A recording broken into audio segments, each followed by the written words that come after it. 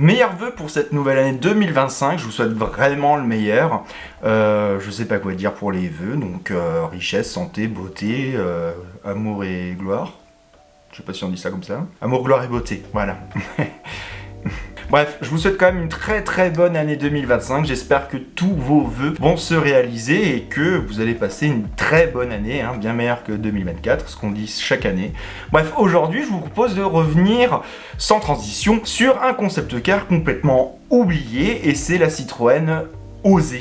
Et vous allez voir, son histoire est passionnante à plus d'un titre, pas pour rien que je vous la propose, et on est parti. Dans le monde automobile, le concept car est un exercice de style qui annonce différents messages. Il peut être récréatif, annoncer une nouvelle technologie, un nouveau design, une nouvelle ère ou encore de nouvelles ambitions. L'objectif du concept car, c'est aussi de nous faire rêver quand il nous interroge. Certains de ces concept cars nous ont marqués, je peux citer facilement la Renault 50 ou encore la Peugeot e-Legend pour le plus récent. Mais aujourd'hui, je vous propose de revenir sur un concept car qu'on a totalement oublié et qui pourtant était très séduisant, en tout cas sur le papier et en photo, moi je trouve. C'est la Citroën Osée, qu'on ne doit absolument pas à Citroën, mais à un célèbre carrossier italien, Pininfarina. Alors retour en 2001 lors du salon de Genève où trône fièrement sur le stand du carrossier italien cette très belle GT française. C'est un concept car plutôt étonnant, il est à la fois sportif, radical et plutôt futuriste. Évidemment ce concept car, vous en doutez, n'est pas gratuit, c'est un appel du pied du carrossier italien envers Citroën, le plan drague bien lourdingue. Au début des années 2000, s'il faut un peu de contexte, Citroën est en pleine effervescence. La vieille marque française est en train de connaître un comeback sans précédent. Il semble que la léthargie du constructeur au chevron prenne fin, parce qu'on peut quand même citer les concept cars C3 Lumière, C3 Air Concept, C6 Lignage Concept, ou encore la Pluriel Concept. Tous plus iconoclastes et séduisants les uns que les autres. Puis débarque cet étrange concept car GT qu'on ne doit pas du tout à Citroën, qui est très lisse et très éloigné des autres concepts en termes de silhouette. Alors cet étonnant choix, on le doit du coup à Pininfarina. Ce qui est le patron. Et moi. Car Citroën, lui, en 2001, surfe encore sur le succès du C6 Lignage, qui annonce la future C6. Alors, vous aurez remarqué que parmi tous ces concepts cités, aucun n'avait véritablement un ADN sportif. Voilà pourquoi Pininfarina présente la Citroën Osée. Pas mal, non? C'est français.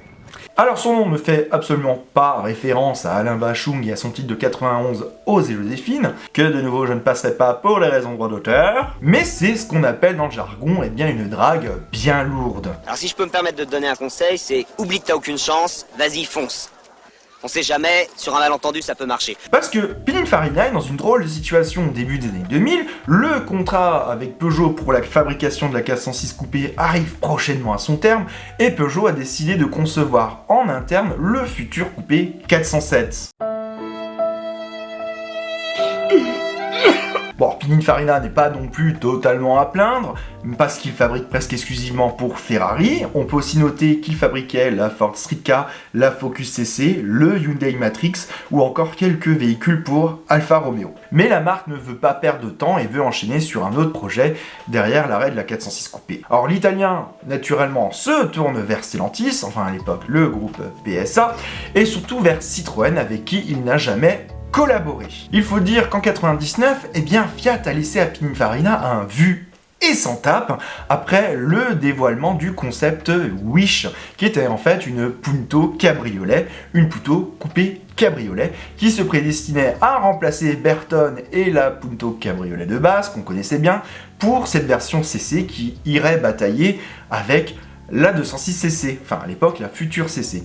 Bon, Fiat n'a pas donné suite, et donc Pininfarina se dit que c'est l'occasion d'aller se tourner et de travailler avec un constructeur avec qui il n'a jamais collaboré, et donc c'est naturellement vers Citroën qui se tourne. Alors revenons à notre concept car, parce qu'il est quand même assez improbable un peu dans l'image de Citroën, on va pas se mentir, parce que Citroën c'est pas du tout la marque auquel on pense quand on parle de voitures sportives. Alors, bien sûr, par le passé, il y a eu les AX, les CX et les BX GTI, ça on est d'accord, mais alors, une voiture grand tourisme.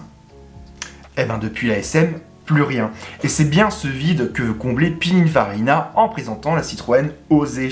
Pininfarina, en réalité, il rêve d'un retour de Citroën sur ce créneau. Enfin, il rêve aussi d'avoir un contrat pour une fabrication de véhicules, hein, vous m'avez compris. La marque au chevron, elle est reconnue pour son confort grâce à son système Hydractive, les fameuses suspensions hydropneumatiques qu'on connaît de la DS. D'ailleurs, le communiqué, il est assez clair à son sujet, puisque la voiture possède des volumes et des surfaces fortes et identifiables à travers la DS et la SM.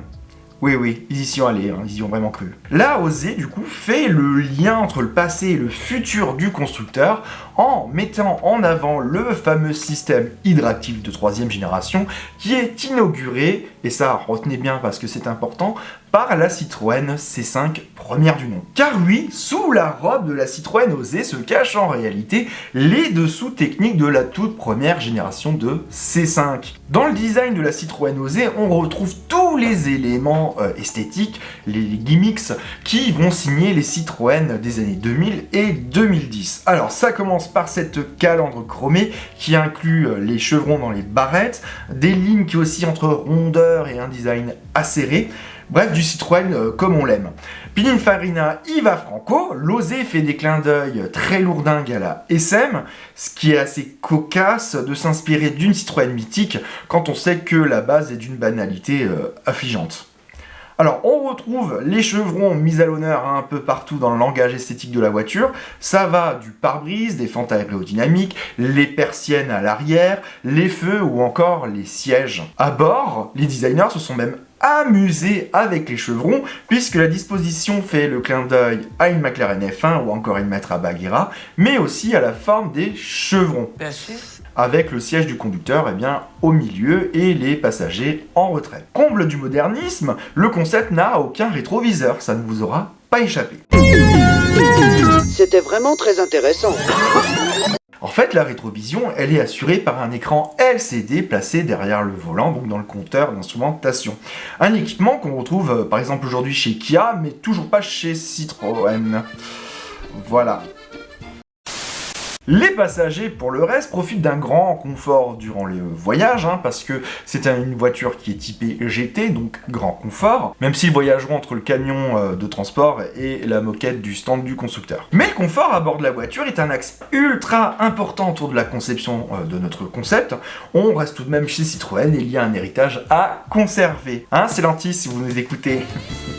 Voilà, j'avais rien dit, mais je le dis quand même. Comme je vous l'ai dit avant, la base de la Citroën Osée, c'est la Citroën C5. Sous le capot, enfin à l'arrière pour le coup, derrière les passagers, on retrouve le moteur V6 3 litres de 194 chevaux en position centrale, avec une boîte séquentielle à 5 rapports qui vient de chez ZF. Une voiture plutôt bien nantie, question mécanique, parce qu'elle évite l'ignoble Sensodrive et son fameux système hydraulique de chez Citroën. Oui, parce que j'ai eu une Citroën Sensodrive, je peux vous dire que c'est bien de la merde. C'est de la merde? Non.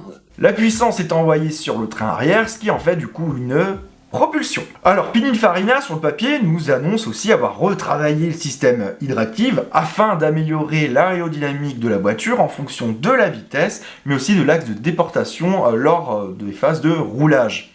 Alors ça, je ne suis pas sûr que ce soit vraiment réel, mais en tout cas c'était dans le CP, le communiqué de presse. C'est cela, oui. Citroën a laissé une liberté totale à Pininfarina sur le design du concept Osée avec une seule règle.